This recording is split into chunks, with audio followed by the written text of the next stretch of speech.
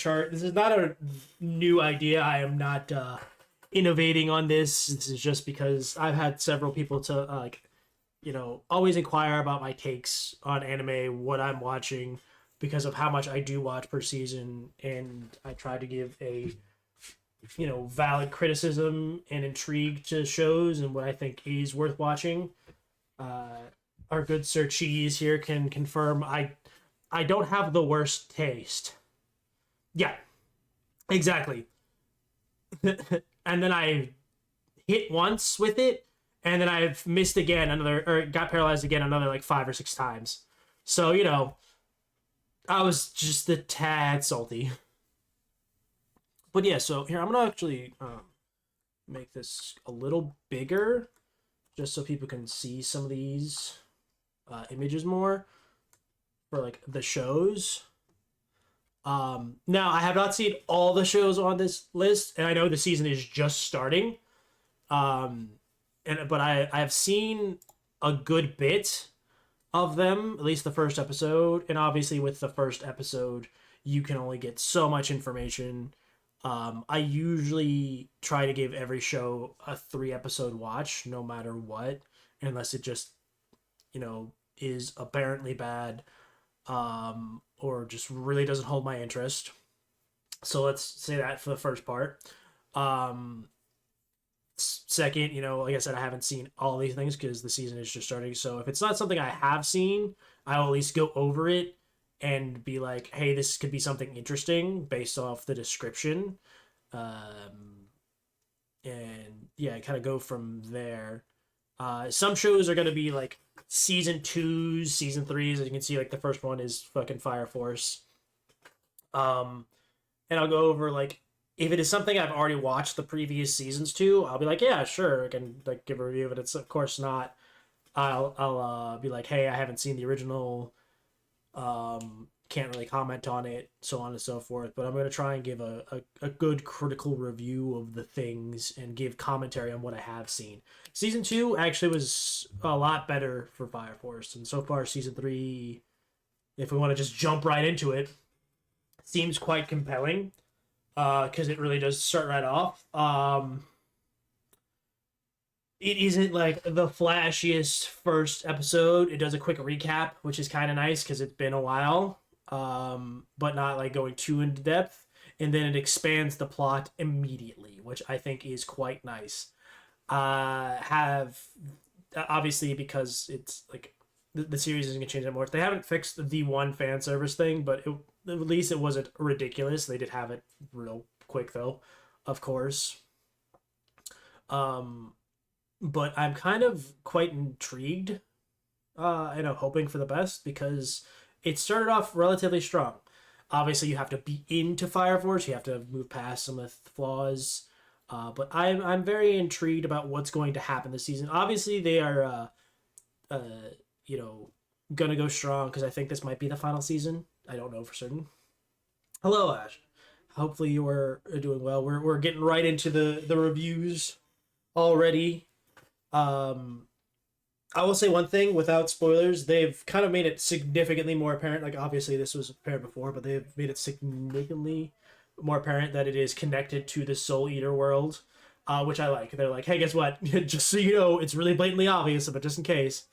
Yeah, I'm pretty sure this is the final season as well, and I'm hopeful for that. Yes, we do appreciate everyone stopping in though, and hopefully you enjoy this segment. I want to try and make it a common thing. Obviously, like I said, I'm not the first one to do this. Um, this is indeed not a common thing, and I'm using the same site as most of the other YouTubers that do this. The same site as them.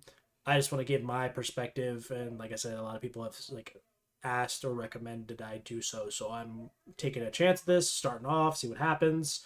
I might do a different, like a little bit different, where I do at the beginning of the season, mid-season, and end-season reviews. Doing like, hey, this is what I'm checking. This is what I've already seen and how much I think about it, and at the end be like, hey, this is what I dropped. This is what I finished. This is what I think about it all overall. So that's my plan for everything. And hopefully, it is to everyone's enjoyment. Uh, but yeah, so like I said, so far, Fire Force, if you've already watched it all, you kind of know what you're getting to, but it is starting off strong with the like, hey, here's the plot, here's the hook, let's go. I appreciate it. Next up, Lazarus is a new original work that's being done by Adult Swim. So far, it is intriguing. It's got fantastic animation. It's got the same style as Cowboy Bebop. I'll give it that, and it's very fresh. It looks clean. I like the style. I like the music. I like the vibes. The plot is kind of so far really basic. It's not anything groundbreaking or new. Here I'll even go into it. Years 2052, unprecedented peace. Miracle drug has been made that makes it so you can't feel pain. Um, all of a sudden, after 3 years, like the doctor that created it, he disappears, and like 3 years later, he comes back, saying, like, "Hey, guess what? Actually, I kind of think humans don't deserve life.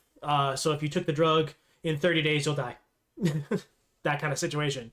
Um, but he says, but if you can find me, I'll give you the cure because I have the cure.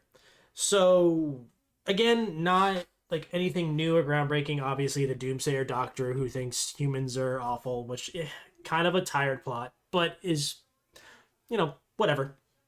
Maybe it'll get into something more deep and intriguing later on. So for plot point, for vibes, music, and style, top tier. I will say, however, the voice acting, not the greatest. Everyone sounds kind of stiff and monotone, like they don't really know what they're supposed to be feeling, except for maybe the main character, but everyone else around is kind of like, ah, yes, well, I'm talking to you about this because of this. So the main character's like, yeah, I'm a cool guy. Just kind of vibing, which is good. I enjoy that, but everyone else is, I don't know, I felt like they didn't know what direction they wanted to go. So we'll have to see. Again, only one episode's out. Um, but I'm intrigued to see where this goes. I like the character designs. I like the world and how it feels. Again, like I said, it really has that Cowboy Bebop vibe with the music and how it kind of integrates into the world. So I have hope for this, and hopefully just the first episode jitters that made the voices seem kind of eh. But this is one to look out for. And it won't, unfortunately, it won't. Well, not that it's a big deal. It won't be having a Japanese sub until 30 days after. So they are releasing a Japanese sub, which is fine. But it is starting off with the English, which makes sense. It is made by Adult Swim, so not that big of a deal. Um, Next on the list is excuse me. I know the English name to this, but I slipping off the top of my head. But it's effectively overpowered king reborn as a normal life. Again, this is just another one of those reincarnations. So it's like it used to be isekai was the big trope. Now it is the reincarnation trope. He's like super powerful king who had no rival in the past, but because of that, everyone was afraid of him and nobody could get close to him. So he died. He's reincarnated with just a normal kid that doesn't really have too much powers, and it's like, oh yes, like now we can be friends because I'm just a normal kid, but all of a sudden, yes, I have superpowers again, and I can need to save the world, kind of situation, which has been done. I don't know how many times, but yeah, I don't like using the word slop or mid because it gets overused, but yeah, it probably is, unfortunately, one of those things where it's like, hey, here's this trope that you've seen 10, 15 times, done again. I don't know what the special hook will be, honestly, except maybe cute elf girl. Wait, stop. Um, we'll have to see what happens. I'm not watching it. I might give it a chance. You never know. But I've seen so many of these shows, and I'm just like, I'm not really impressed. It, it's just not something that's gonna catch me. Um, because like, again, it is the same thing as isekais. Is like you need to have something that really hooks me in because this is something we've seen so much. I may give it a chance, give it like my usual 3 episodes, but I'm kind of leaning towards one, honestly. If I do watch it, just to fill the slot. Next is Windbreaker season two. I really enjoyed Windbreaker season one. I thought it was fun. For those that don't know, Windbreaker is a kind of delinquent fighting anime, but instead of being like, ah, yes, we're definitely taking over territory, it's like, ah, we're delinquents that protect the neighborhood from other delinquents, and I kind of like that. It's a little different. Obviously, coming of age story, learning to become friends. The main character like always ostracized, but now it's like, oh hey, we're all delinquents. I'm not, yeah, I enjoy it. The choreography for every fight is very good. The fight choreography is definitely one of the like main selling points. Um, the music's pretty good. The art is nice. Most of the characters are pretty standard as well, cookie cutter kind of situation. But I think it's a fun show. Definitely not the best, but it's quite enjoyable. Yeah, exactly. It was a very good time. It's not like, oh my gosh, the show's amazing, but it's really fun. And if you like really well executed fight scenes, because they do excellent camera work, which I really like, it's being implemented into anime these days, where they make it seem like it is being filmed and you're getting perspective. This does a very good job of it. I'm looking forward to seeing what happens season two, because season one kind of left out a cliffhanger, and season two picks up right up after. So this is definitely a show that like if you like fun fights, nothing too serious, go for it. This is another season two. I spent 300 years killing basic slimes, and now I'm max level. This is just a cutesy comedy. I didn't watch it. Yeah, he is a tsundere about fighting. I didn't watch this show. It's just like not my vibe. But if you want cutesy girls, doing cute things, that's a show for you for sure. Um, yeah, like it's like most, it's not. I'm not gonna say moe blob, but it is just cute girls doing cute things. In a fantasy world with just different types of girls. And then we have one of my most disappointing things I've seen, which isn't a surprise, but it is because wow, please put them on Takamine-san. This is one of those shows that is just the fetish. Obviously, I'm not watching it. I didn't watch it, but this is like the one tights show, or the guy who wants to see women's underwear show, or the guy who got turned into a dog and then the girl, loves the dog or the cat, or just why it is hentai light, but not as funny as isekai reviewers. Let's go with that. But yeah, it's just hentai light, which if that's your thing, fine. But just make it a hentai. That's what it's just one of those things where it's like just make it a hentai. Um, it, yeah, again, like it's like that one tights show, just this time with underwear. Not my thing. Definitely not watching it. But hey, if you're about it, you want to see some lewds that's not fully lewds, go for it. Um, this one I have watched. Witch Watch. So the basic premise. We'll just. I actually should start reading what these are to give a better context. But yeah, Morihito Odigi, high school student who's from a lineage of ogres, peaceful life, ordinary life with childhood friend Nico. She moves away from him because she's going to a prestigious magic school. Whenever she returns, she wants to choose him as her familiar, which is viable because familiars are usually animals. But in the past, there was some familiars who were so strong they transformed into hominoid creatures, and they became like the original ogres. And because he's a descendant of that, he can actually become a familiar. So they're back together. trying to, see, like, do, magical duties. He has to protect her. She's trying to help people, and it's just kind of like goofy shenanigans together. Um, I watched the first episode and kind of didn't really do anything for me.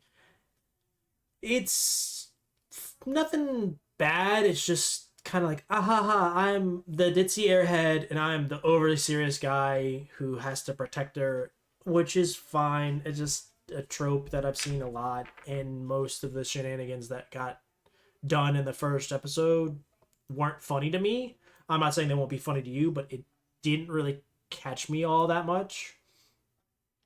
I probably will give it another 2 episodes just because, but I did stop watching the first episode kind of early. I just got bored with it. Um, it just didn't really hook me. Honestly, I'm sure there'll be more magical battles. He'll have a chance to prove himself by fighting strong magical creatures or something like that. But the first episode is just, I don't know, just didn't give anything. I'll give it 3 episodes, but I don't expect to finish this one. Unfortunately, nothing really hooking me yet. I can be hopeful though. So maybe you'll find it funny. Give it a chance, but didn't do anything for me, sadly. Uh, Next is Kijin Gentensho. Let me see. Let me make sure I can see the. Let me do the proper. Well, not proper, but English name that I know I can pronounce better. Sort of the Demon Hunter. That's what it is. Uh, this actually was interesting. It had an hour long first episode, which was nice. Just a little movie situation right there.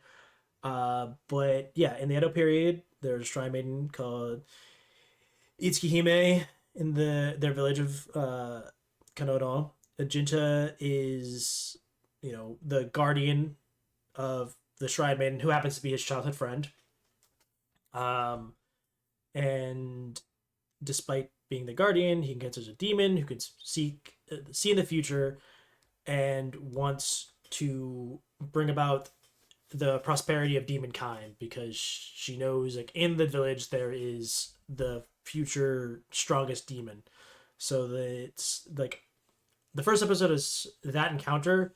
The next is from like that time period to 150 years later, I believe.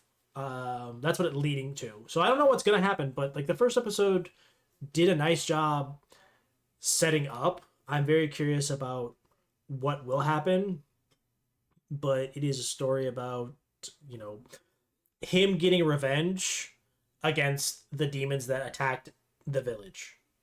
So hopefully it leads into some cool fights because the first episode did have some very good fights, but it was a lot more plot development, which is obviously fine. Setting up relationships, and I think that'll become a lot into play. But I think at the very least, it will have cool fights for the most part, and we'll probably get to see some cool demon designs. First guy, very basic Oni. The demon that does destroy the village isn't the one that sees the future, but like the one that sees the future unleashes it.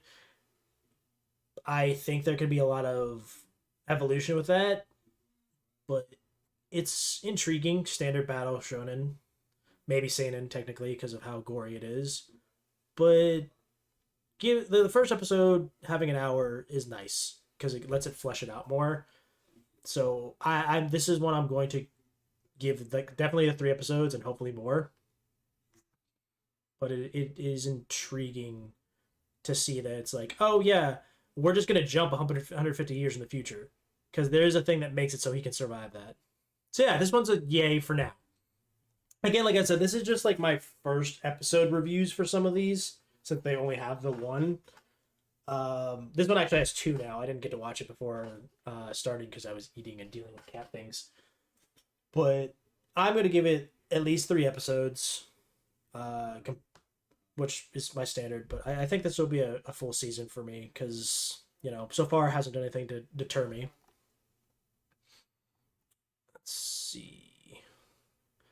I'm gonna butcher this name. I can already tell, but Ganjo no Yuja wa Seritsu Seru. Let me see if I can see what the actual English is, because I know I definitely didn't say all of that right. Let's see. Maybe no, that's fine. This is one I haven't seen, but I'm also, this might be cynical. I'm kind of over high school romances. I'm old enough where high school romances, not saying completely don't interest me, but a lot of them kind of not do much for me anymore. But let me see. Maybe I'll change my mind. So, childhood best friends, Himari and Yu vow friendship its turbulence when Yu reunites with his first crush in high school.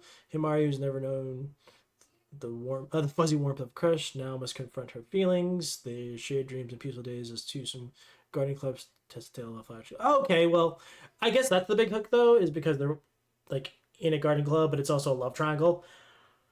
I also don't care for love triangles too much because it's one of those things where you get your feelings and you're like, ah, yes. When you like I know there's like the case where you can like multiple people once, but I am someone who just generally likes one person and that's who I stick with. So that also might not be my thing. I can give it a one episode just to check it out because you never know. Like romances are nice. I do like romance. It does feel good to see like nice romantic things, but I'm not expecting too much on this one. So this is probably gonna just be a one episoder for me. Yeah. Like love triangles are just a lot of time, at least in shows and movies, it feels really forced. So maybe this can do something different against that, but it's not doing it for me personally.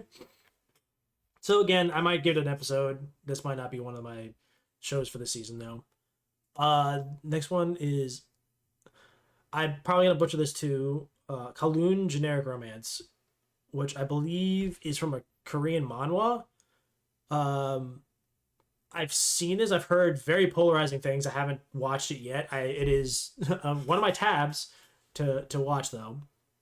But welcome to Kowloon Wild City, a dystopian townscape where people are brimming with nostalgia, and where the past, present, and future converge. Interesting. Amid the hidden emotions and extraordinary daily lives of the men and women working at its confines, a tale of romance begins, unfold for real estate agent Reiko Kujirai, one that feels as familiar as Kuna itself. Okay, so this is another, like, technically romance, but it's a mystery. So this is actually a very interesting premise. Past, present, and future all converge. So it feels like a time warp situation, which I'm not opposed to. If it has, prospects. That's a very like not detailed description. Like it intrigues me, so I definitely want to give it at least the 3 episodes. I might see about the trailer since they have one. Ooh, that's loud. Let me turn that down. Let's just check this out real quick. Hey, Hypnotic, how you doing? Let's see. Oh, I'm just gonna try and turn this. Unfortunately, it doesn't have subs. I like the art. Oh, that's Gin's voice. He usually does a fantastic job. Okay.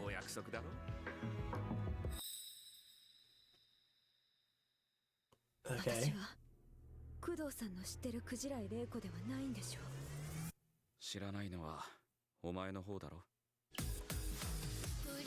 Yeah, I can already tell there's probably most going to be some kind of time loop or amnesia situation. I feel like.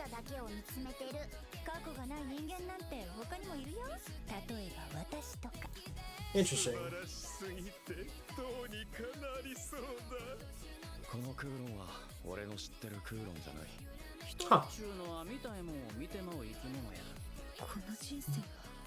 Huh. We're doing good. We're doing, as you can see, kind of an anime review of the season and checking out what I've already seen and what I haven't seen. Trailer's actually kind of intrigued me. It is definitely a romance though. But yeah, we're just checking out like what I've seen so far and what I intend to watch, and like just gonna go over what might be good this season to get others involved in it.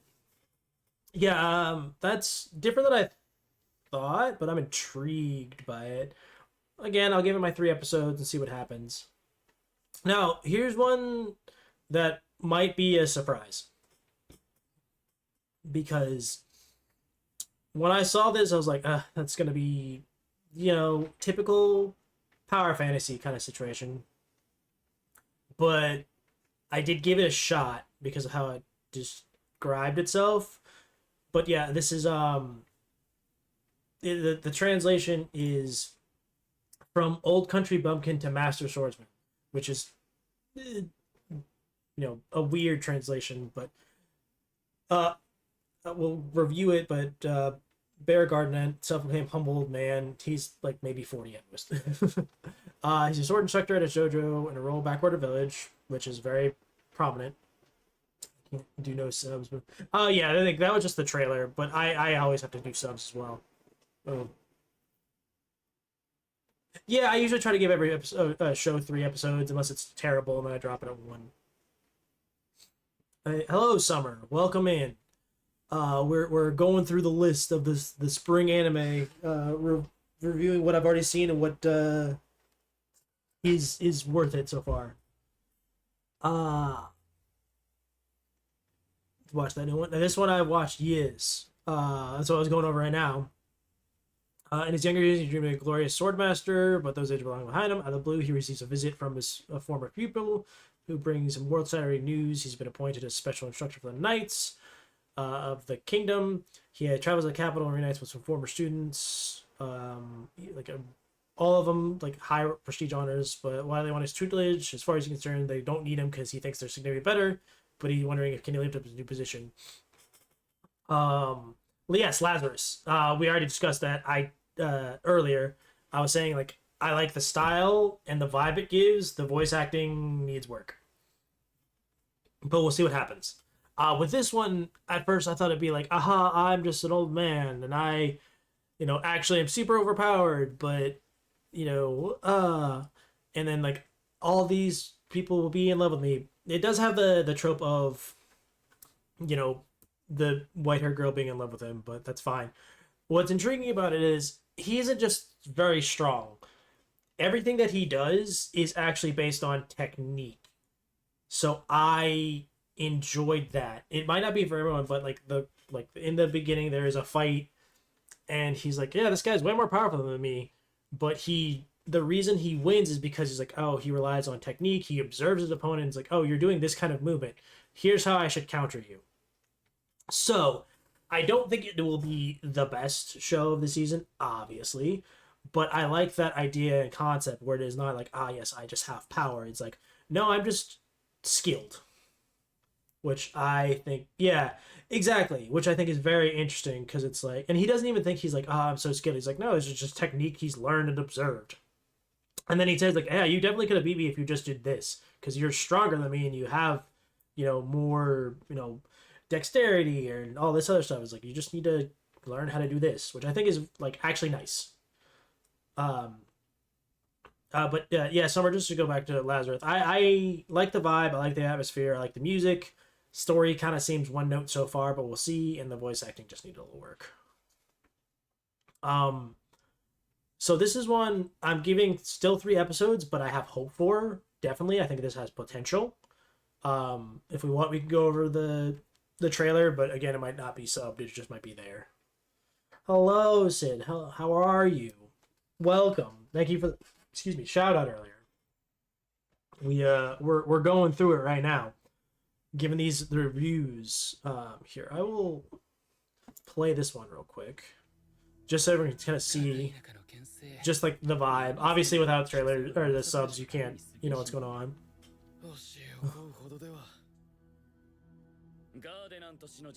Oh yes, they're just black. That's all.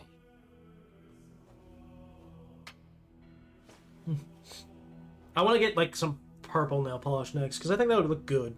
Maybe just like 1 or 2 nails. If any see this guy, sure. Yeah, I read So I'm a Spider. I didn't really care for the anime adaptation because it felt like all over the place. He's just talking about how he's just some guy. Like, I'm just, you know.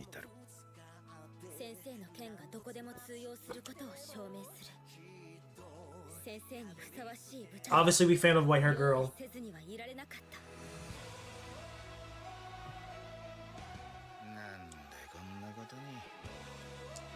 Alright, the trailer isn't showing much of the show, honestly, which I hate about trailers.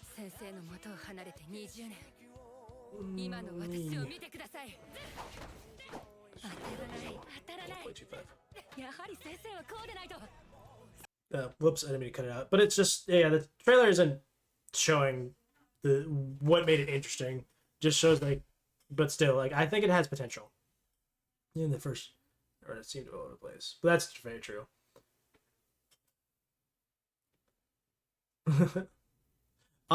Next is My Hero Academy Vigilante Academy Illegals. I haven't read this spin-off series. However, I have heard very good things about it. I've heard that some people think it's better than the actual original series, which gives me hope. This is supposed to be like, you know, obviously people who don't get into the academy and still go off doing hero things, but they're not official. So sometimes like, oh, well, we're going to do it, but sometimes a little more outside the law because they can maybe do more. This is like the story of this guy right here. He didn't make the cut to be official hero, so he uses his quirk to do good deeds in spare time. I want to give this show a chance because I didn't hate My Hero when it first came out. I read it all the way through after because I watched the first episode and then I read it and I did finish reading it. I don't think it deserved a lot of the gripe people gave it for the ending. I think the ending was fine. It's not gonna be perfect, but it was still, you know, okay. Some people give it way more shit than it needed to do. But overall, I think the ending was expected, and then they had to do that epilogue so people would, you know, complain less a little bit, which, you know, filled out some gaps, which I think are fine too. But this, I think, is interesting, different side, doing what people can to, you know, still do good, but a little bit outside the law. Obviously, Batman, you know, but not exactly the same. I think this is supposed to be this guy's, like, his mentor is supposed to be this guy. So, yeah, I think, obviously, with My Hero, I stopped watching the anime after the first episode because I read it, but I think it got overhyped, and then some things just didn't get executed well, and then near the end it got convoluted.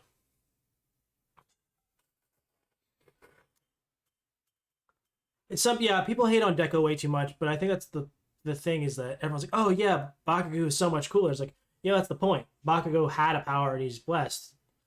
Deku is learning to control it, but he has the heart of a hero, and that Bakugo doesn't. But it is just his journey to become like somebody who can achieve these things, and like people kind of miss the point. I feel like, yeah, I hope My Hero does a good job, or like Vigilante does a good job. Also, Bakugo is a dick.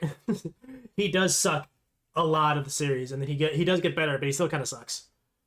Dexter's Quirk was crying. That is the common joke. Yeah, exactly, and like the show might have done a great job capturing things. I read it because I liked how it went through, but it did drop the ball eventually. But that's, you know, unfortunately, it's, you know, that's one thing too, is that people. I'm going to talk about the ending because that's one very big factor.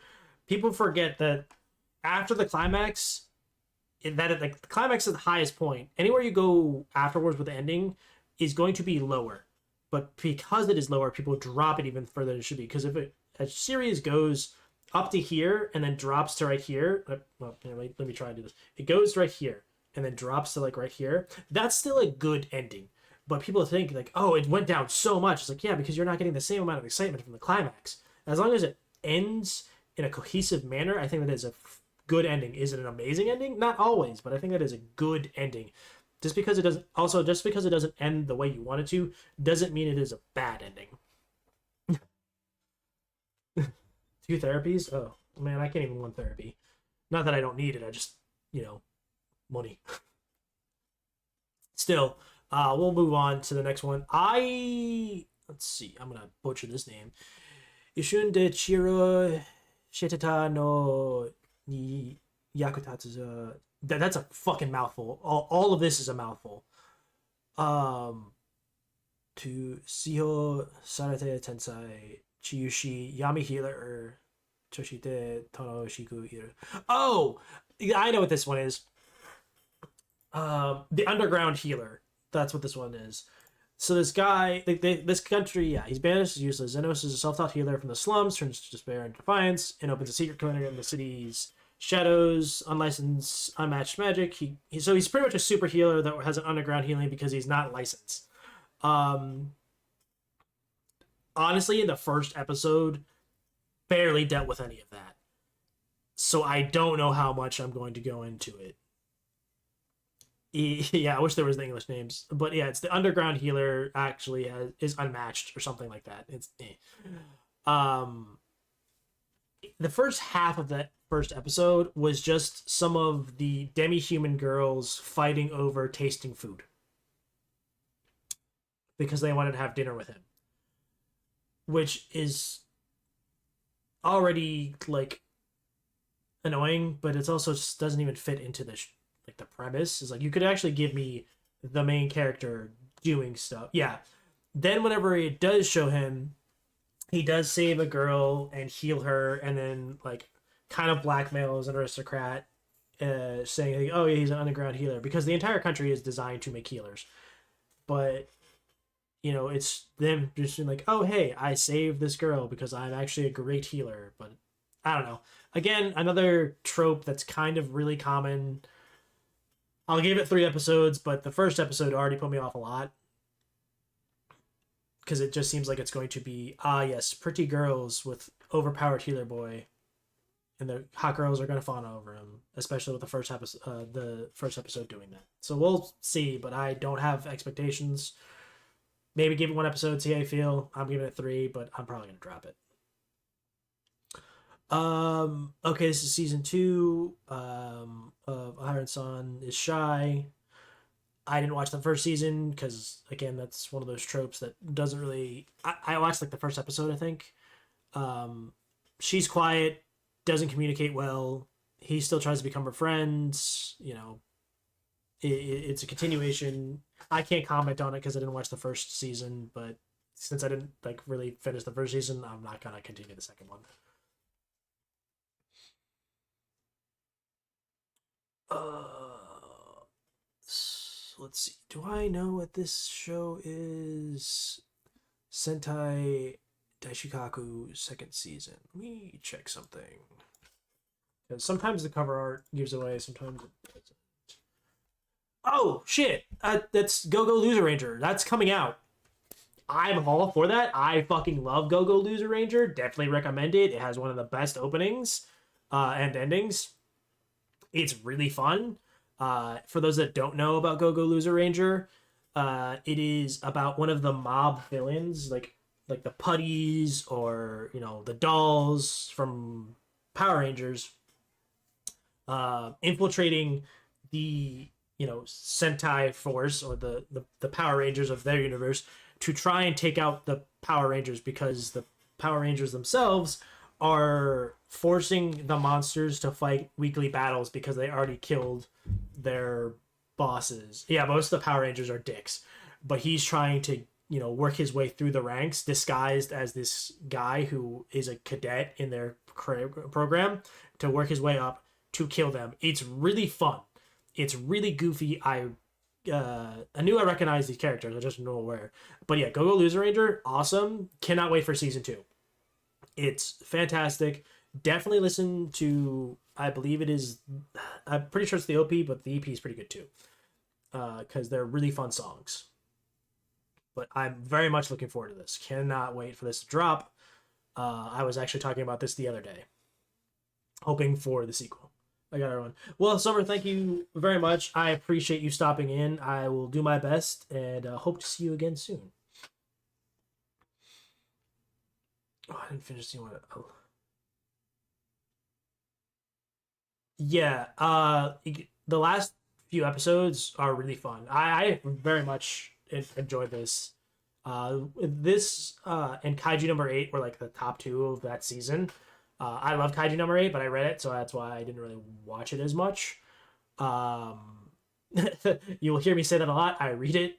As I've gotten older, I've shifted more into like, might as well just read the manga. Ah, yes, indeed,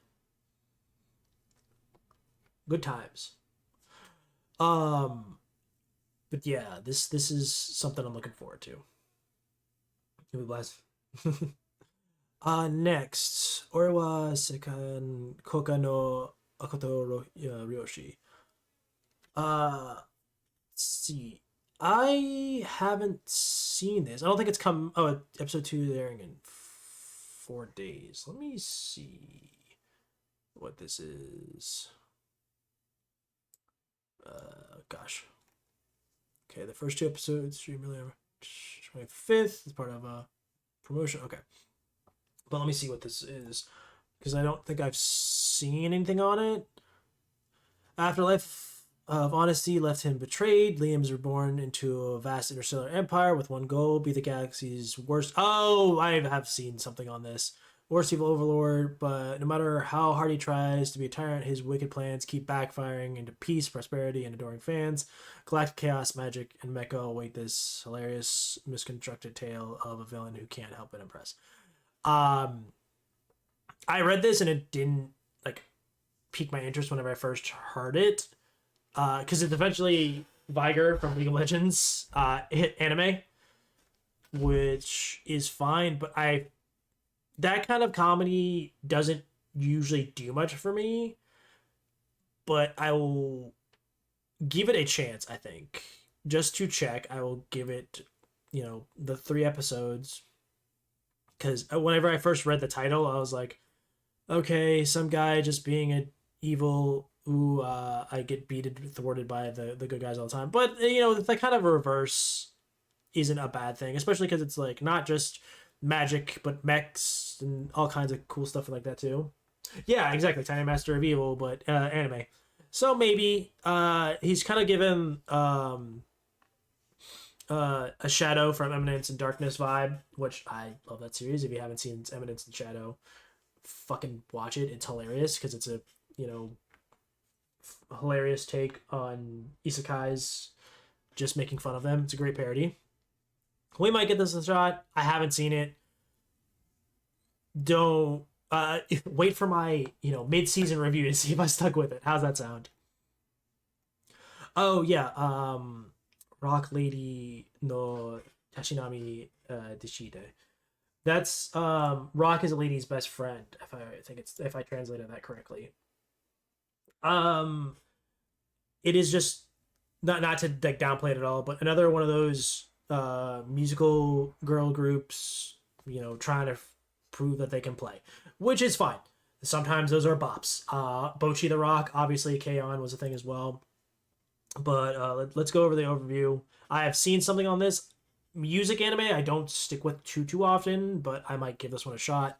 Elite Girls Academy, where fine young ladies gather. The Lisa Suzunomiya, now the daughter of Arise Kun, after her mother remarried, is forced to abandon her guitar and rock music to fit in. However, her passion is reignited by sounds from the old school building where she meets a skilled drummer who shares her love for rock. Together, they embrace their inner rock stars, only clashing and shining their way through the academy with Captain Tail of Grace and Rebellion. That might be fun. I definitely would give this one 3 episodes because, like I said, Bochi the Rock, a bunch of other musical girl animes do well. It is becoming a tired trope, kind of, but you know it could be very funny. And again, the music could be peak like Bochi's was. So I definitely would give this 3 episodes. Might as well check it out.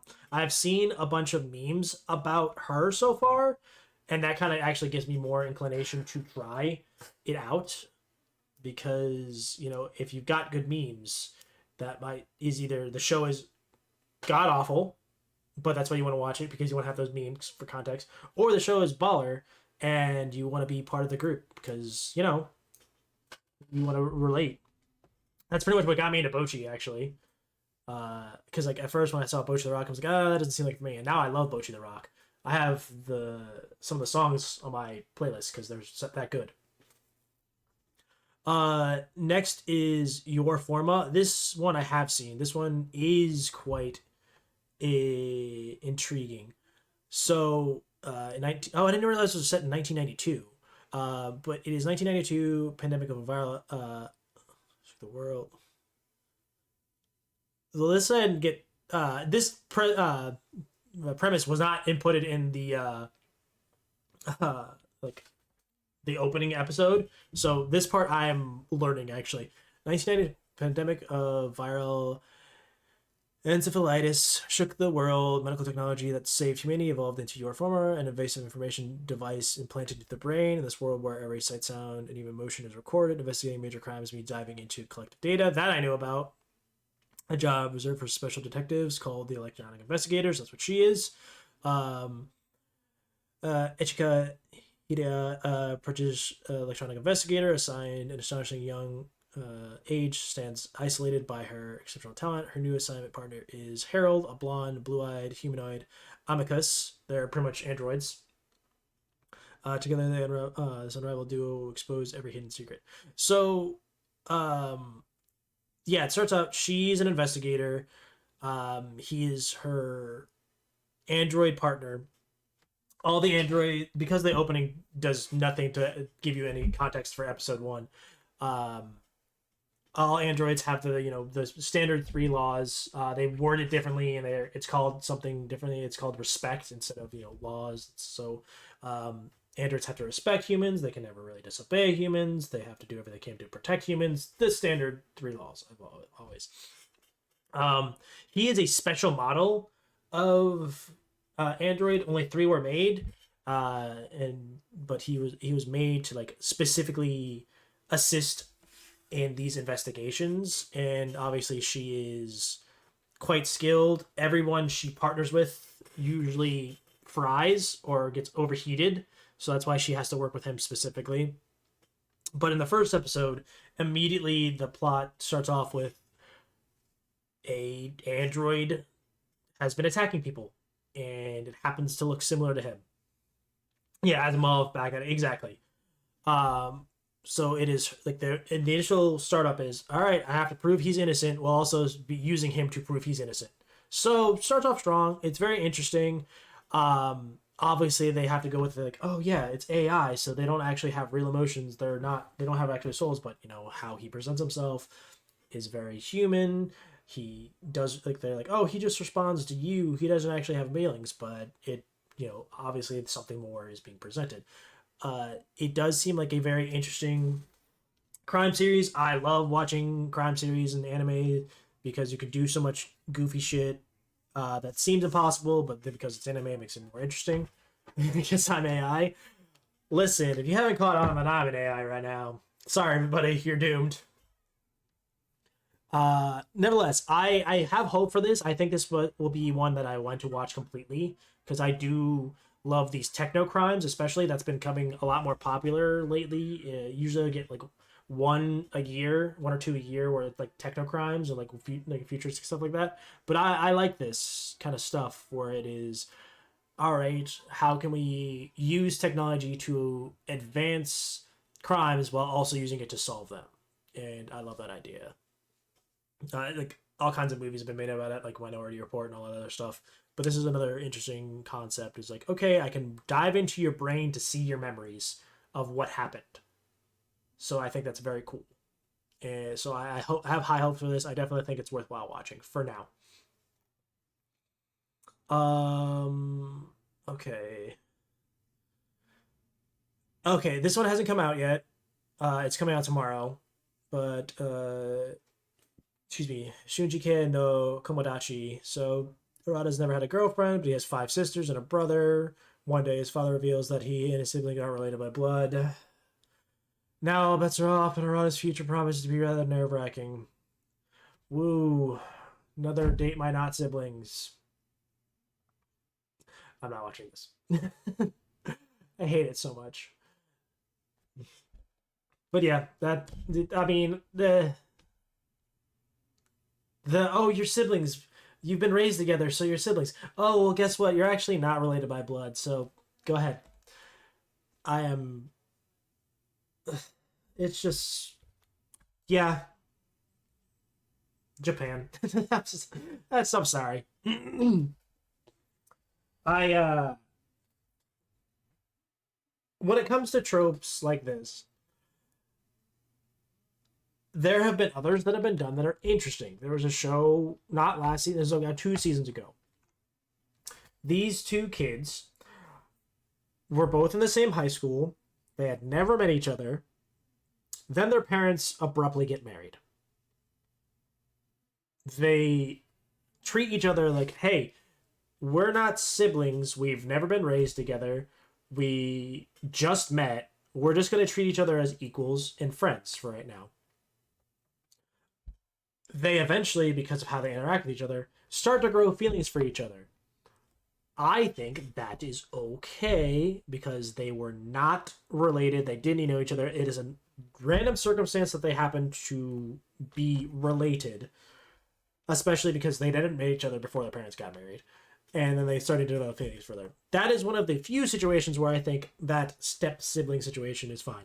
Overall, most of the time, no, gross. This is gross. You raise them, like, you were raised together as family, you see each other as family. Yeah, gross. This is just like, no. Why would you, like, oh, yes, we've been siblings for 15 years. Oh, well, now I just want to, like, oh, well, we're not related? Like, then it's totally fine. Like, no, that's weird. It's just, it needs to stop being a trend in anime. Like I said, that other one is more acceptable because it's one of those things where it's like, okay, that's a hard, like, awkward situation. So it is more compelling. And it's like, that's one of the things, like, okay, I can, like, I watched that show and I thought it was quite interesting. And the thing is that they didn't go with it. They just were starting to see, like, oh, wait, why do I have these feelings for this person that, like, should be? And it's like, no, you're strangers. Doesn't matter. But this one, yeah, no, I'm definitely not watching this. This stuff needs to just end. Um, okay, moving on from that little weird subject. Um, let's see. Let's. I know the translation of this. Let's see. Aramajo ga Shinju Mare. It is. See the English translation.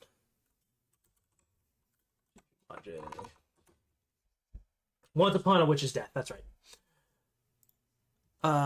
So on her 17th birthday, the apprentice witch Meg learns that she only has a year left to live because of a curse. Her teacher, the long-lived witch Faust, explains the only way to undo the death curse is to collect tears of joy and grow the seeds of life. To find them, Meg has to leave the sheltered life she's always known, head out into the world. There should be meetings, partings, friendships plenty, and of course, many tears. Meg will learn the most important lesson for which are bright, sweet, and something heart-wrenching. So I like this so far. Um, what her teacher, like, he doesn't really describe it in this, is her teacher says, "Oh yeah, to cure your disease or your curse, you need to have pure joy tears." And like it has to be specifically that. But she goes through and finds that not always will you get tears from pure joy moments. Sometimes there will be other emotions mixed in, and sometimes like those other emotions can still be strong because of how much energy is put into them. Sometimes they can be tears of sorrow, sometimes they can be tears of regret, and at least that's what it's going to seem like from the first episode. Main character is a little goofy, but it's going to be an adventure of, rectifying things, getting together, trying to resolve hardships. But it seems sweet, and I have kind of like one of those feel good show vibes about it. I think it'll just be kind of a nice like comfort show for most people, or maybe it'll make you cry. I don't know. But I think it's gonna be fine. I'm definitely giving it 3 episodes. The first episode intrigued me. Hopefully, it sticks with it. But it's just kind of nice, comfy, or maybe a little sad too. A new Gundam show. I unfortunately am not caught up on any Gundams. I haven't watched any Gundam in forever, but Kido Senshi Gundam at GQX. I don't know how. Like, I can already say it now. I most likely am not going to watch this Gundam because there's so much fucking Gundam going on, and I need to go catch up on it. But I'll still review it at least. Review it. Amate Yuriza is a high school student living in a peaceful space colony floating in outer space. When she meets war refugees named Yan, Amate is drawn into the illegal mobile suit dueling support Bono's clan. But okay, well, this might actually catch my interest a little more. Under the name Machu, she throws herself into a fierce battle day after day, piloting the GQX. Then an unidentified Gundam mobile suit pursued by both the Space Force and the police appear before her, along with its pilot, a boy named Shuji. Now their world is about to drawn into her. Okay. So illegal bot fighting turned into potentially needing help save the war, or world, or well, colony, so world, in a war. I'm okay with that. The Healing Gundam, yeah, but I'm not opposed to this. I still need to watch Witcher Mercury because I've heard so many good things of Witcher Mercury. This might be another fun kind of side story, which I'm glad they're doing more with Gundam because the Gundam designs are always fucking cool, but also like sometimes you do need a break from constant space war, like true space war and political narratives. I think that's like not a bad side story, and of course it could be leading into that, but kind of sports mech fighting, I'm about that. That sounds fun. I might actually check this out and give it 3 episodes. Show screen series. Hang on a second, let me see what this is. If I know what this is. I might, probably not, but we might. Oh yeah, I do know what this is. Man, you chose a terrible cover. Well, they block off most of the cover, that's why. So this is season 2 of it's called Detective Series, I think, pretty much. Focus on 2 new cases from the novel series, adapting the 2-part 3rd volume. Okay. So for those that don't know, the first season of this was kind of high school detective series. These 2 people, that's blocked off by this fucking name. Let's see if I can pop it up. There you go. These 2 here are yeah, Tequila Gunham. He's the detective, and she's usually like his Watson situation. But the thing is, they both are trying to be normal. Is their description of things like they want to just be normal students. He doesn't want to solve crimes. She doesn't want to get involved in stuff that makes her like stand out because she unfortunately is brings trouble. So they work together to try and stop that. Like, hey, I'm gonna be normal, you're gonna be normal, and we're just gonna be normal, and no one will notice us.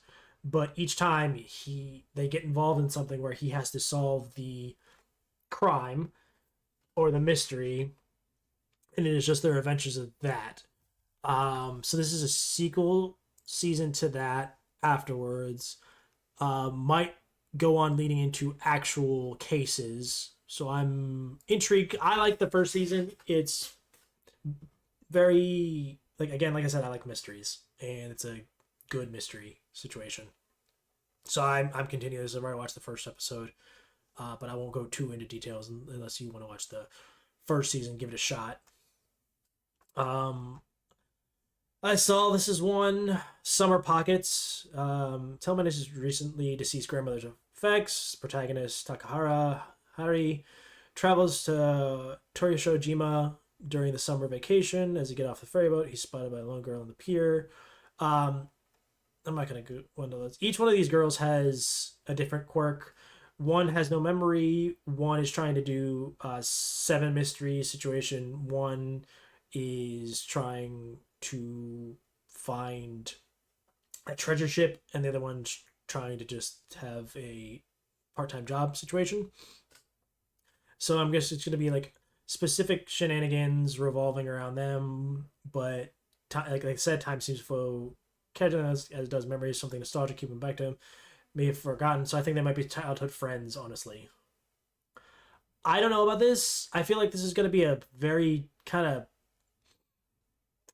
thing compared to like something like Summertime Render, but I will give it a 1 episode watch myself because I don't know, like everything I've read, it just does not pique me myself. they're all broken in some kind of way. Like, yeah, one's looking for a pirate ship, one has amnesia. You know, they're all quirky. Is the best way to describe it. This is the fourth season of Black Butler. I stopped watching Black Butler because this is like the new start. I think like after season two, I haven't even seen three, and I don't even I even watched the remakes of the first two seasons. So I'm not watching this. I should go back and check it because Black Butler is obviously extremely popular, but Black Butler never like ultra drew my attention. I remember watching it because I was like, oh, that's interesting, but I don't remember much about it, unfortunately. Besides like Grill being a thing and Sebastian. So I have to go back, but currently I'm not watching this. Will I eventually? Probably, because I have to go back and watch it. But for now, not my thing. Oh yes, Shin Samurai Yaiba. This looks like a fun homage to 80s anime. I've heard it fell off hard, but I also know they restarted it. So maybe if they restarted it, if you haven't seen the new seasons, might pique you. But yeah, let's go over this because I have seen trailers for this. Protagonist Yaiba Kuragane, a wild samurai boy who trains in the jungle with his father, Kenjiro. By chance, Yaiba returns to Japan where he meets his rival Takeshi Animaru, who has the same samurai speed as Yaiba. In a new training ground, Yaiba is living a life of serious competition, but when Animaru obtains a legendary demon sword, he's on a journey of spectacle and great adventure. This, like I said, this sounds, and from what I saw in the trailer, seems like just a fun 80s anime that they made modern. Watched movies recently in an effort to get back into it, and we still need to finish noticing. Yeah. So I'm gonna play the trailer for this because I want people to see what I mean. But yeah, it's done by Studio Wit too. Studio Wit like usually does a good job.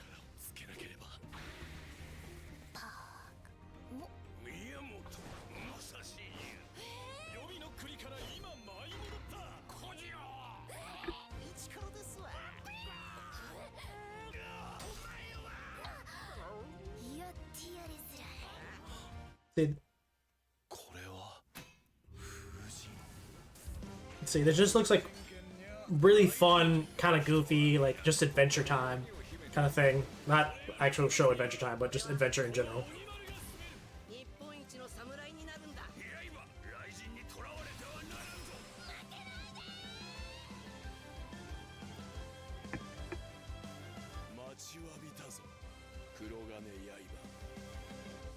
You know.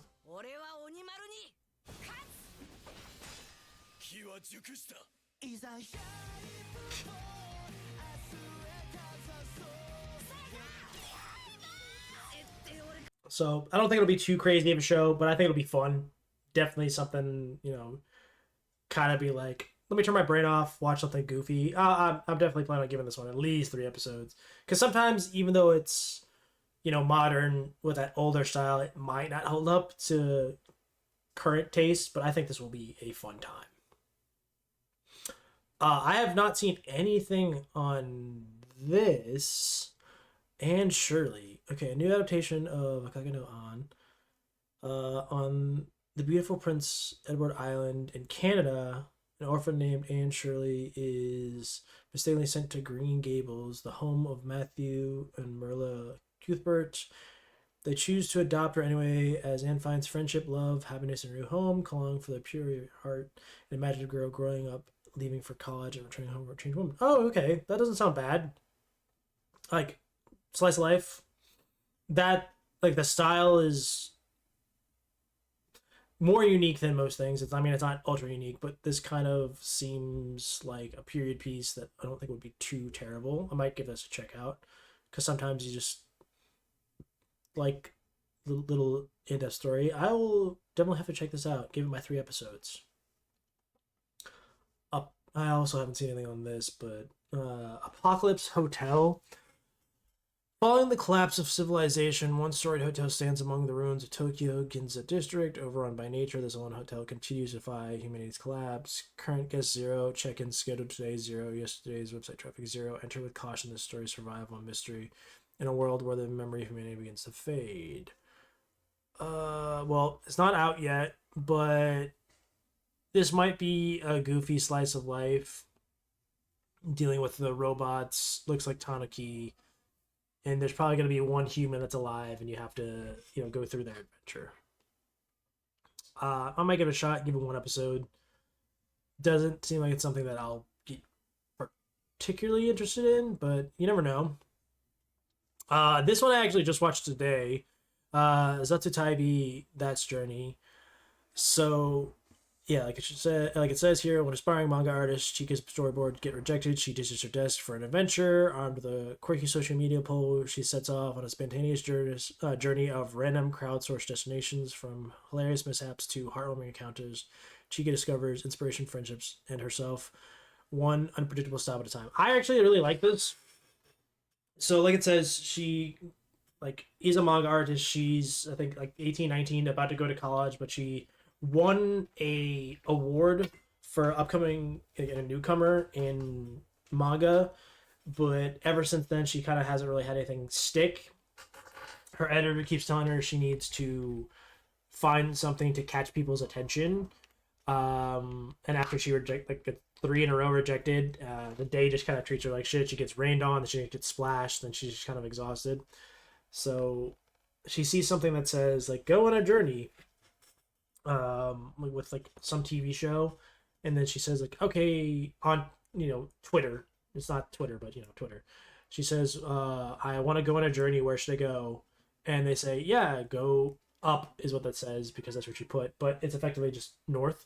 So she goes to a northern town in Japan and kind of just experiences it, and it just kind of gives a little bit of a tourist attraction to Japan, and I don't think that's bad. It's kind of fun because you just get to see, again, cute girl doing cute things, but also exploring the area, and you get to hear about Japan and stuff like that. It's like if you ever watch Abroad in Japan, it's like a serious journey across Japan just with that, and I think it's kind of nice. It's just another one of those comfy shows. I enjoyed the first episode. I'll probably keep watching it and going through it, but I do not think it is bad at all, especially because you can learn about some cities if you plan on visiting Japan that you might not know about. And because, most anime are relatively accurate when it comes to their actual cityscape. Yeah, I don't think it's bad at all. I definitely think it's worth the 3 episodes for sure. Okay, this one has not come out yet. It's called Mono. The Mono manga is centered around high school girls who belong to the Cinephoto Club, which is a combination of photo club and video research in Coast City. I'm a preacher about their daily lives using cameras, kites, action camera, and drones. So if you're a cinephile kind of thing, you like drones, cameras, and stuff like that, this is probably for you. It is not for me. I will not be checking it out. The high school club things, I just, it doesn't do anything for me, at least from that description. But might be for some people, but I just don't care too much, unfortunately. But hey, you never know. Could be a banger. We'll have to find out. Okay. Nozotoki wa Dinner no Ate do de. I have not seen anything on this, but I kind of fuck with the cover, and it's done by Madhouse, and I like Madhouse. So Reiko is a rich heiress to a zaibutsu, but she chose to work as a detective. Sick. More potential mystery. She represents her superior, Kazumatsuri, who always seems to be making illogical deductions that cause murder cases to become cold cases. One day, her butler suddenly announces his retirement, and he chooses Kageyama as his replacement. Reiko realizes that Kageyama deduction skills are very good. After Kageyama solved a seemingly unsolvable mystery, after that, whenever Reiko meets an unsolvable case, she would lay out the details of the case for Kageyama, and he would explain to her how that particular case is solved after dinner. After every case, he also explains to Reiko some universal truth or human nature that led to each crime being committed. I fuck with that. again, I like mysteries and crime stuff, especially in anime, and solving the crime is one of my favorite things. So if I could do it beforehand, sick. I love that. But also if there's like, hey, here's how we would think this would go, always works for me. So I'm definitely gonna check those out. Hopefully the cases are interesting because that's what it's definitely gonna make the show good or not is like getting into the the details of the case. And it's like, okay, here's an interesting, compelling case, like locked murder rooms or secret drug deals and stuff like that. So I'm definitely gonna give this a shot. Um, Next story of Uma Matsume. I never got into the horse girls. I'm sorry. The horse races were not for me. I will definitely not be checking this out. I mean, obviously they're doing good because this is like the seventh Ume Matsume show, but it is not for me. So I will not be doing that. I've also seen something on this. It is Ballpark de Tsuzuka Mete. Um, Guy goes to a baseball stadium. He, just tries to relax, falls for this girl. Um, just, baseball promotion in Japan. Not for me.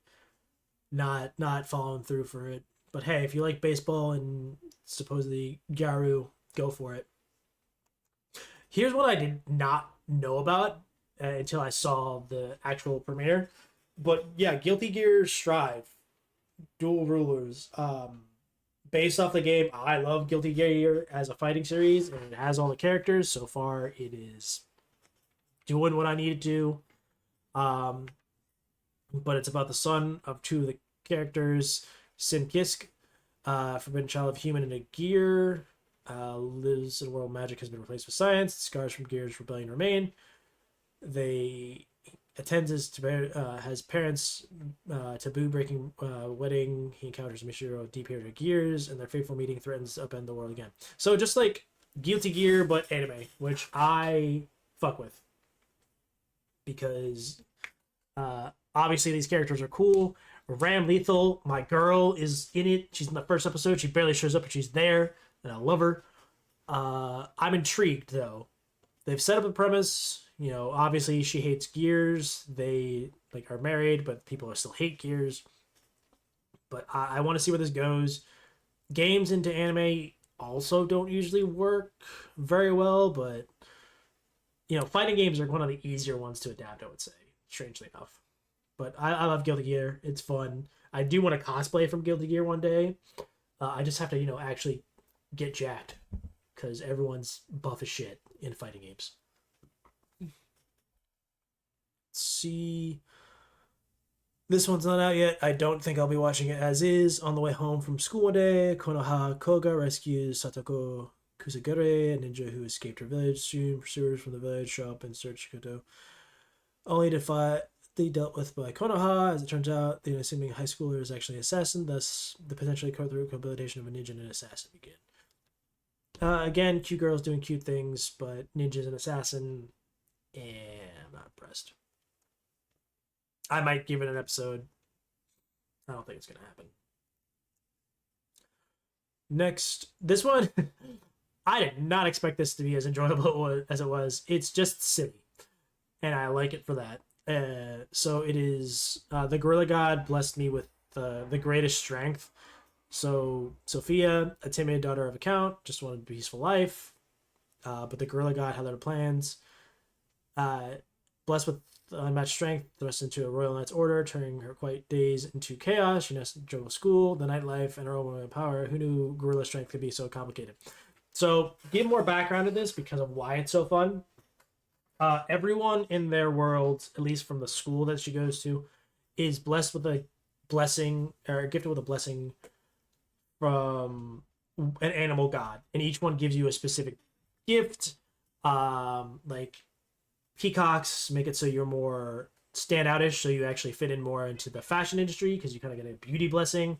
Cheetahs make you go faster.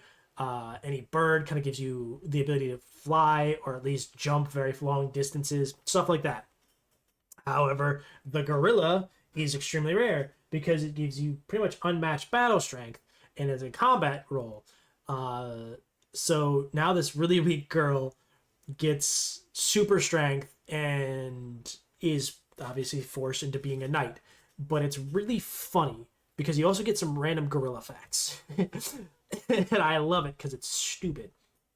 Like one of the things immediately is that you learn that gorillas have 10 times the grip strength as humans, and gorillas can run 40 kilometers per hour, which is also wild, but it's just dumb. But it's also a little bit, from what it seems, to be a shoujo where all the guys kind of fall for her, which I don't mind. Still very goofy. I'm intrigued. Definitely giving it at least 3 episodes, but I'm probably gonna watch the entire season because it's dumb. And I don't like, again, not gonna be anything it's super serious, but just goofy. Yeah, Gorilla God is a time, and it does pop up just like doing thumbs up and like making gorilla noises. She has gorilla, yeah.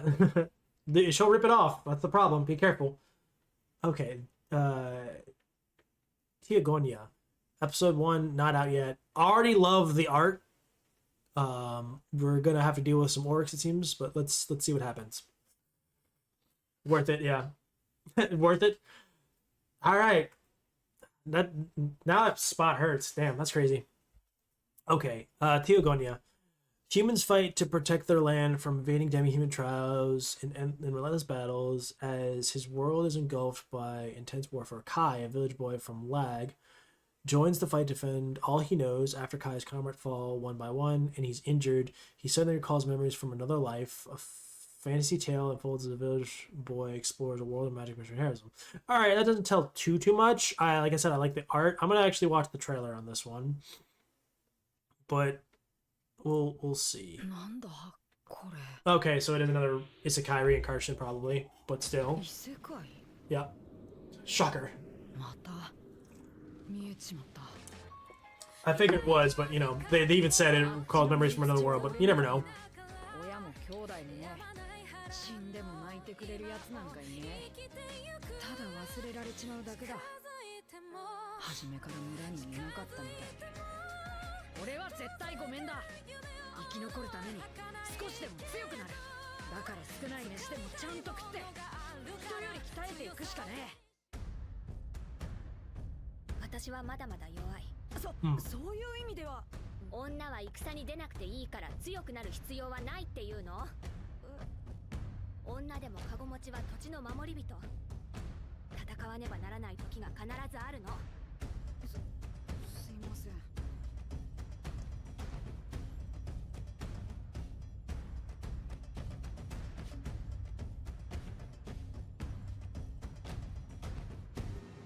Huh.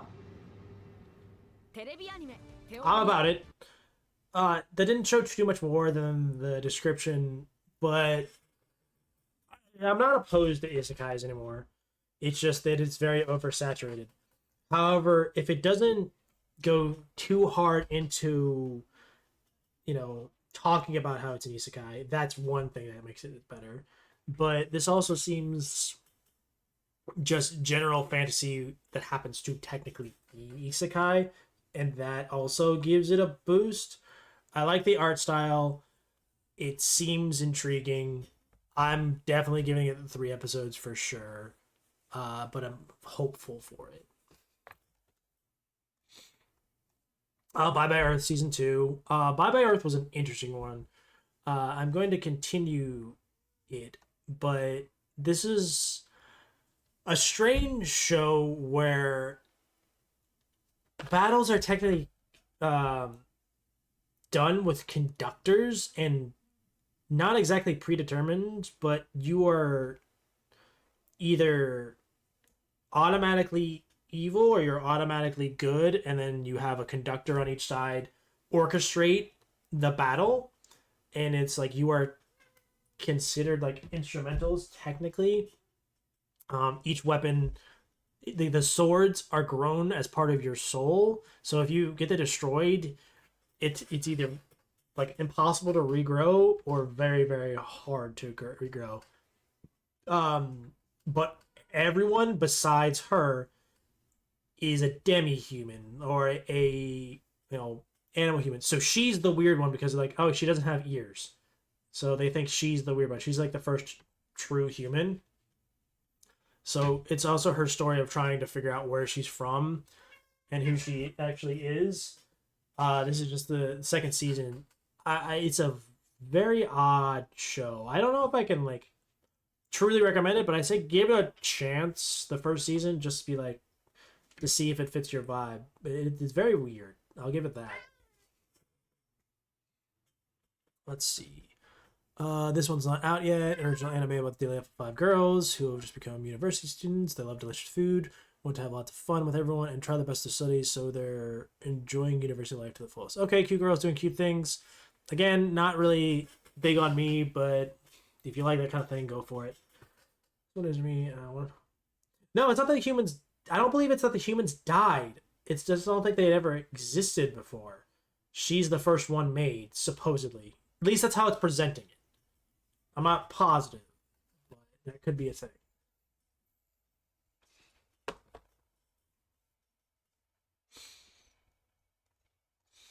Mayabashi wishes. Welcome, Mayabashi City. Good enough here for first year student. Her middling life takes a wild turn in which mysterious frog names. Okay, so magical girl thing is magical girls don't really do much for me anymore unless it's something out there like Madoka Magica. Not for me, unfortunately. But if you like magical girls, go for it. I'm gonna skip this one. Let's see. I don't think I've seen anything on this, but Chuzenji Sensei, Mononoke, so stories of Chuzenji Sensei, Kurogiku Sensei ga Nazo to teach me Kara. Okay, so it's just teacher stories. Our setting is Tokyo, 1948, just after the war. Kana Kusakabe had just become a second year high school when she meets a new language teacher, Akihiko Chujenji. Mysterious supernatural things keep happening around Kana. Once again, today, Kana is supposed to see open doors to the library prep room to seek help from the surly Chuzenji sensei who's waiting inside. High school supernatural mystery featuring the unlikely duo between a teacher and a high school girl is about to begin. As long as they don't fall for each other and start dating, I'm cool with it. I'm intrigued.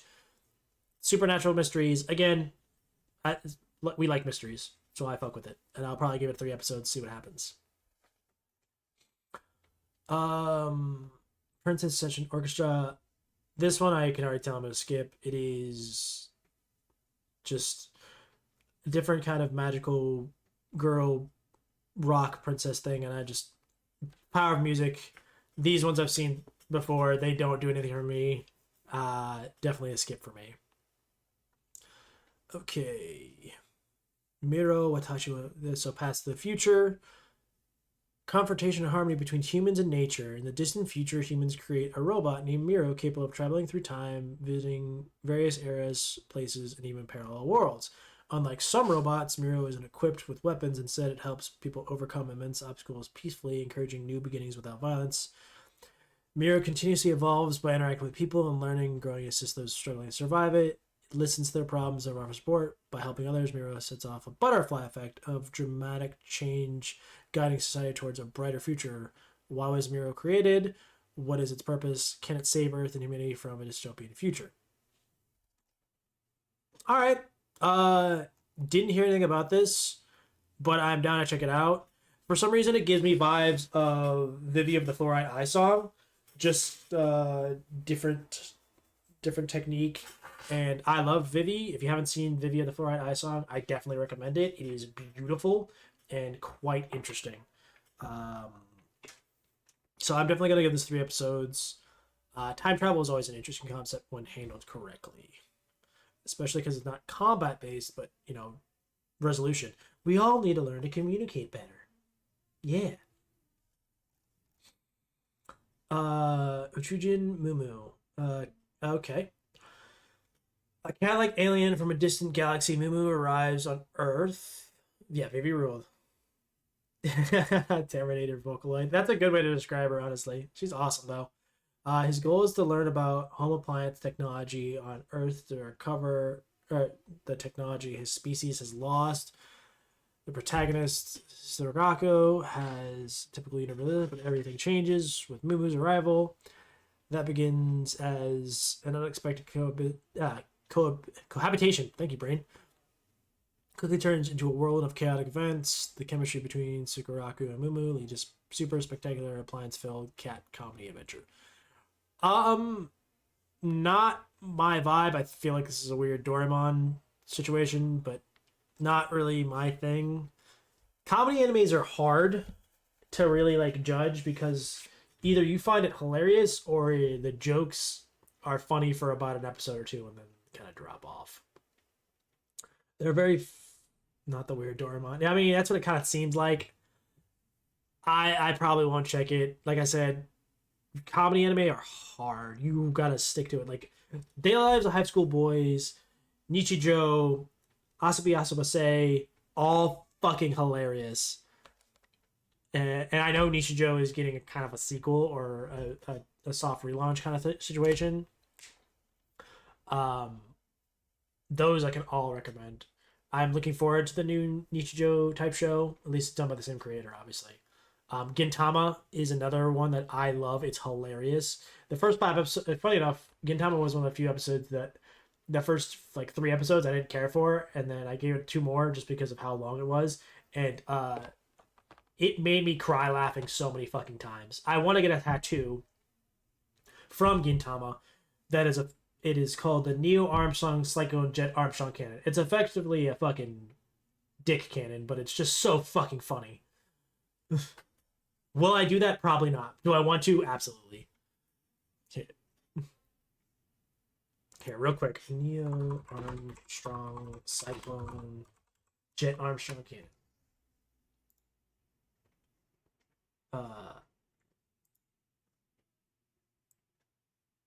Me open in new tab. No, sorry. Open image new tab. There we go. This is the Neo Armstrong Cyclone Jet Armstrong Cannon. For those that have never seen it. Good. I'm glad it worked out for you. That's what that was my intent. But yeah, this is the Neo Armstrong Cyclone Jet Armstrong Cannon. It's fucking dumb, and I fucking love Gintama because this was a joke they did for like an entire episode, and it just cracked me up because of how stupid. Yeah, penis with wings, effectively. Yeah, with a slide. That's a slide, just so you know, as well. They did it for an ice sculpture or snowman competition, and it's just so dumb. But Gintama holds up. It is so fucking funny. But yeah, this is like I said, this is not an original idea. Obviously, doing this, obviously like Joey the Anime Man and Giga do this kind of thing as well. But I had just been it had been requested of me and recommended for me to do several times, and I figured I should start off with like what I plan to watch or what is coming up, then halfway through the season go over what I've watched and what I enjoy so far, and then at the end do a review of the season and go into that. And I might do more where I just talk about like a bunch of different shows that I think people haven't heard of or need, more appreciation, or just that I think like need like another look at because there's so many shows coming out now. As you can see, there's so many, and it's kind of hard to keep up with all that.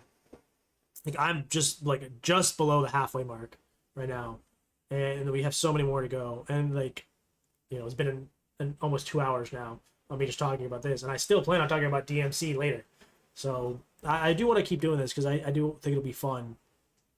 Kind of like an every few weeks thing, and I still want to do more other goofy things with Bingus, like Tsunderes and more Smasher Passes and all that other stuff.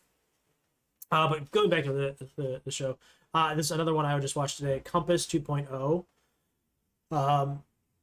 In the combat provided, provenance analysis system, Compass 2.0, heroes gather alongside human partners in a dreamlike space. The heroes have to keep fighting to produce enough energy to keep the system running. One hero named 13 is a troublemaker who refuses to find a partner. When 13 is nearly kicked out, a new player named Jin agrees to join him. Can they bring peace to the world of Compass 2.0? So there's effectively an app that people play and just do battle sims, but there is seemingly a virus type situation trying to steal data from the Compass program. So I'm sure it's going to lead into some sort of corporate fight, or DigiSpace trying to invade into the real world thing, which isn't bad. So far, it's kind of, like, for the first episode, it's like, all right. They have a lot of heroes, as they call them. And I'm intrigued to see like their combat techniques and stuff like that. So it is a strategy game made into an anime, or like, I'm not saying it's an actual game, but that's like the premise of it. So I'll give it 3 episodes. Not sure how I feel about it yet, but we'll see. Yeah, it's like, it's one of those things where I was like, I don't have too much on it. Just, it's kind of a give it 3 episodes, see what happens. But I'm not feeling too much towards it right now, so I don't know if I'll keep up with it.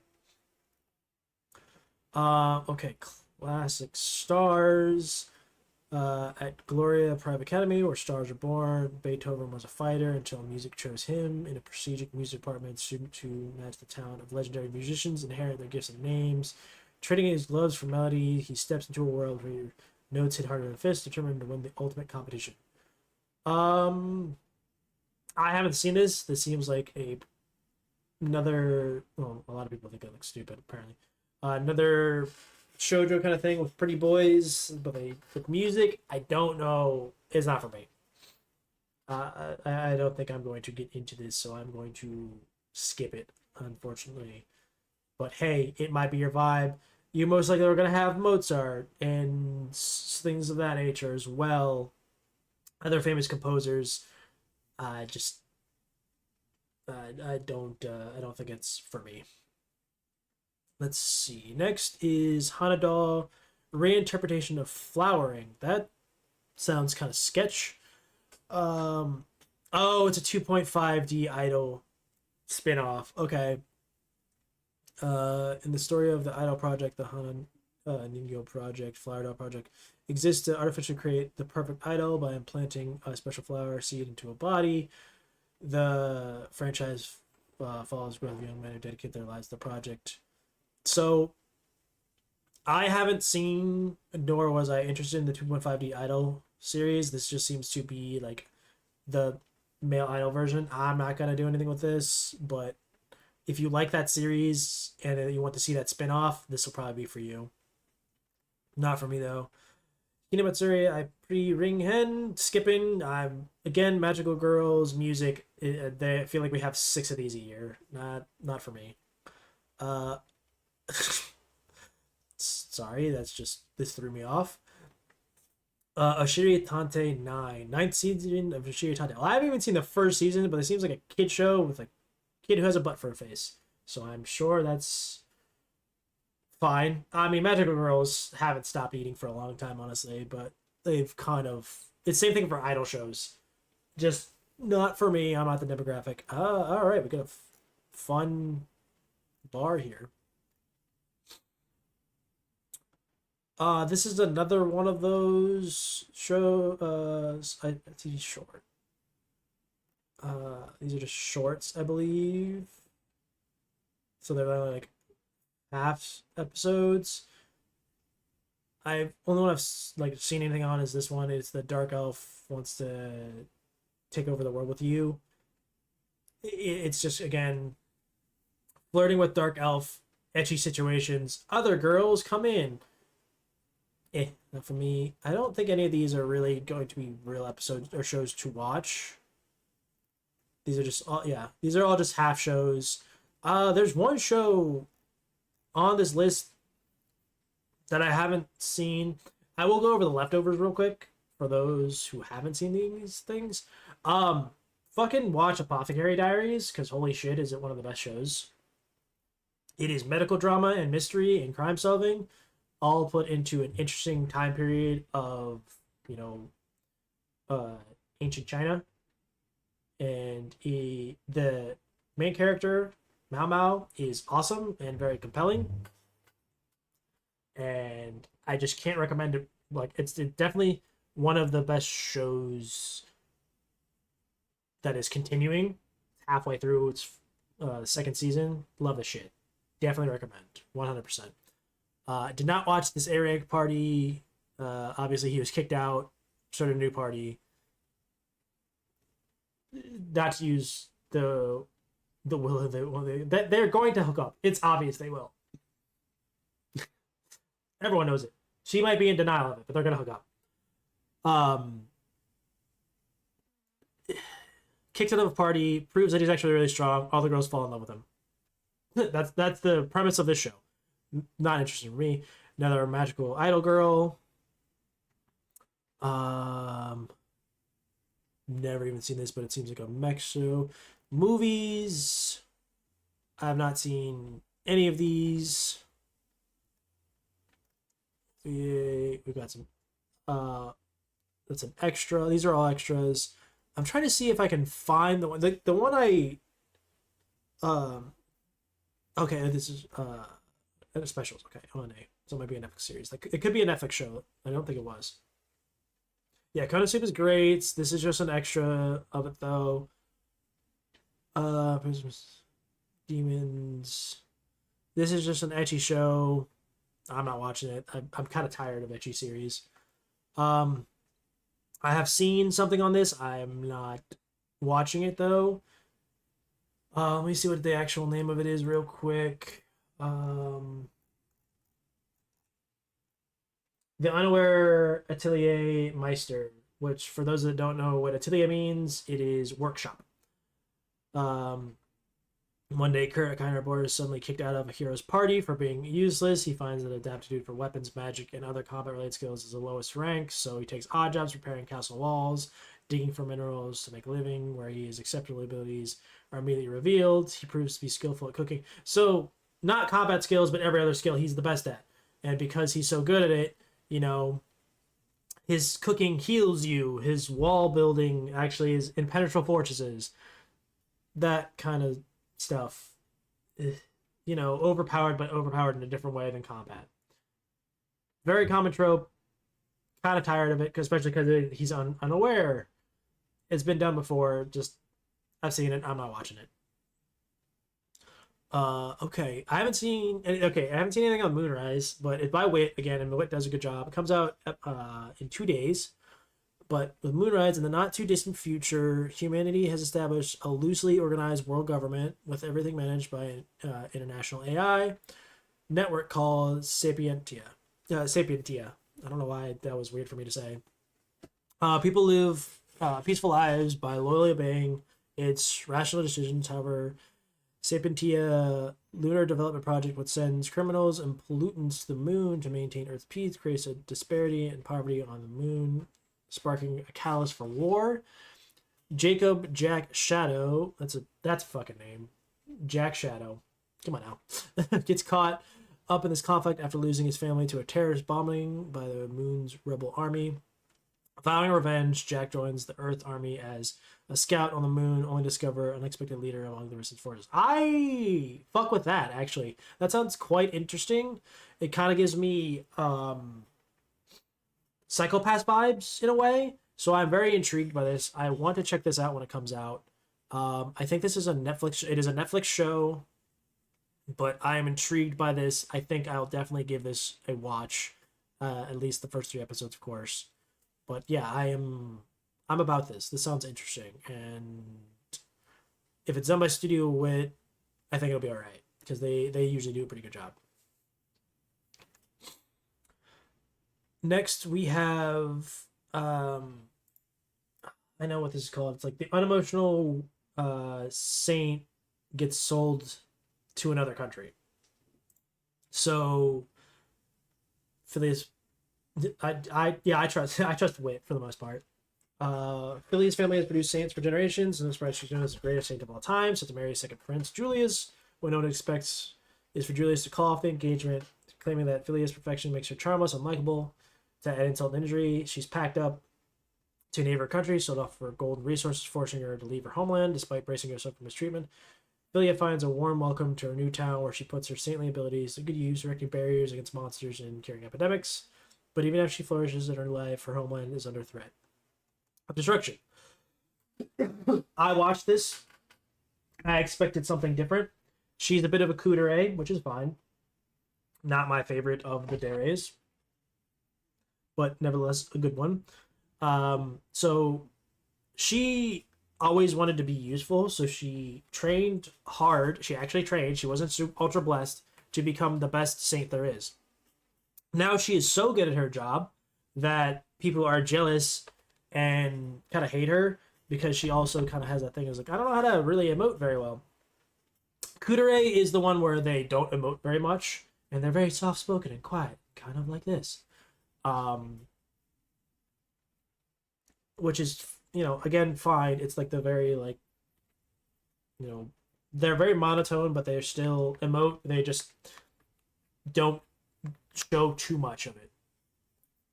But she does everything because she's, like, trying to be best, but because she's so good, people resent her for that. Except for her sister, who she adores. But everyone says is a genius because she's both a talented saint, but also extremely friendly and kind and open and warm. So kind of opposite personalities. Her parents also are involved in selling her off because they think she's useless because like her sister's so open and was very talented. But I'm intrigued to see how she develops relationships. I can tell obviously she's so good when they lose her, things go to shit. It is that kind of situation. I knew it was going to happen. I'm still intrigued. I don't think it's going to be a great show, but I also enjoy seeing people develop emotions because sometimes it's really hard to express emotions. I have issues, showing my emotions sometimes. I have to like physically say, "Oh yes, I am very much enjoying something," because I don't usually have the best facial expressions, and I can also sometimes come off as monotone. I understand that. So I also like when someone is like, hey, I do what I can, but I don't always come off great. So here, let me try to learn to do that better. So I'm about this show so far. It may drop off, but one episode wasn't terrible. So I'm giving it 3. Um, Licorice Recoil shorts. I love Licorice Recoil, but I'm going to wait for season 2 because that is confirmed. I don't really care about shorts.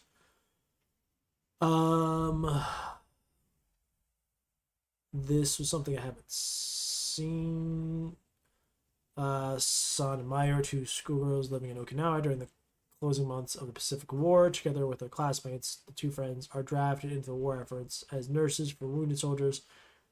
When ordered to die for their country, the remaining members of the group escape only to face a harsh environment and travel to paradise that has become a hellish battlefield. That sounds sad as fuck, but I will give it a shot. It might be a 1 episode thing though, so I will definitely check that out though. That seems interesting. Same, but I never say anything.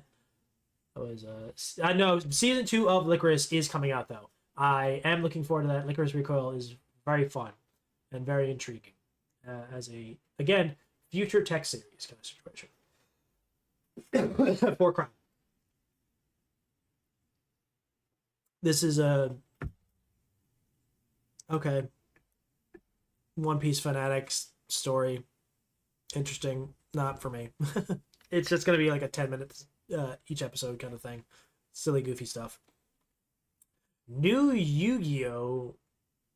Monthly short anime official card game themes. It's probably to show off cards. This is just a card show off. I'm assuming this is just a shorts of Free Ren. Again, go watch Free Ren. It is one of the better series that has come out in the past few years. I love it. It has become number 1 on Mal for a reason. It is fantastic. I will reference it later when it comes to the Devil May Cry discussion for different reasons than people think. But yeah, I fucking love Free Ren. It is a very interesting story about personal connections, understanding of what we do with our time, and growth more than just the fight scenes. And the fight scenes are still fucking banger every time.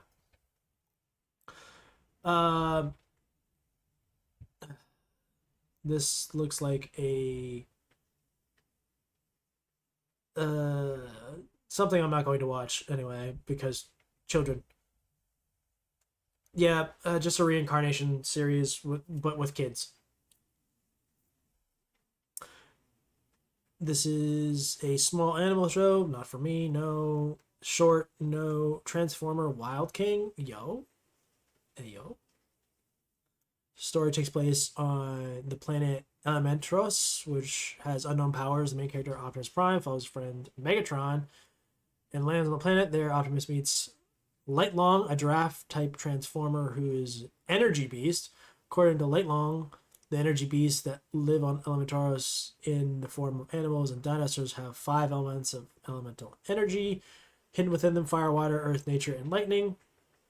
Suddenly, Megatron attacks. Optimus and Lightlong use the power of their bond to awaken the ability to transform and combined Wild King.